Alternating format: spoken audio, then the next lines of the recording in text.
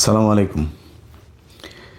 চোর, পাটপার, সন্ত্রাস, চাঁদাবাজ, লুটেরা শ্রেণী সব এক হয়েছে আবারও বাংলাদেশের সাধারণ মানুষকে শুষে খাবার জন্য। 5ই আগস্ট দেশের মানুষ যে স্বপ্ন নিয়ে, যেই আশা নিয়ে, আকাঙ্ক্ষা নিয়ে এই দেশ স্বাধীন করেছিল, জীবন দিয়েছিল, ঠিক আগের 1971 সালের 16ই ডিসেম্বর এবং 1975 সালের 15ই আগস্টের মতো একইভাবে বিজয় ছিনিয়ে নিয়েছে এদেশের সেই এলিট শ্রেণী নামে যাদেরকে আমরা চিনি, সেই শ্রেণী। প্রথম 16ই ডিসেম্বরের পর ভারতের সোনাগাজী থেকে আওয়ামী লীগের যেসব নেতারা ওই পারে পালিয়েছিলেন, তারা এসে হঠাৎ করেই এই দেশের যে মানুষগুলো দেশ স্বাধীন করেছিল তাদেরকে সরিয়ে দিয়ে তারপর চেয়ার দখল করেছিলেন।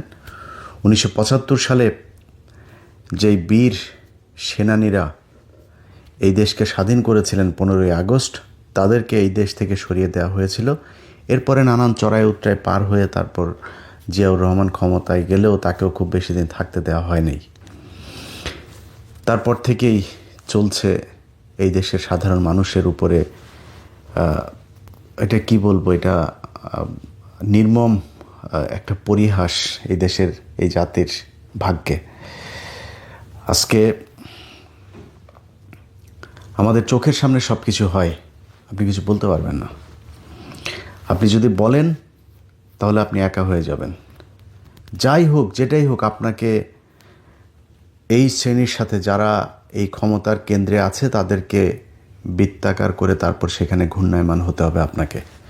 এর বিরুদ্ধে যাবেন, আপনাকে ছুঁড়ে ফেলা হবে।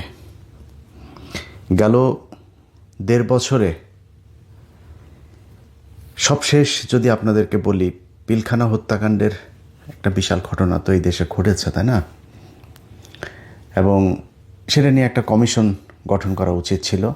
সে কমিশন গঠন করতে চায় নাই। আমরা ব্যাপক চাপ দিয়ে অনেক কথাবার্তা বলে টলে তারপরে, এখন হলে সেটাও করতো না। তখন তো তাও কিছুটা চাপ ফিল করতো, এখন এটাও করে না। এখন হলে করতোই না, যা বলে বলুক, এটা বলতে দেওয়ারে।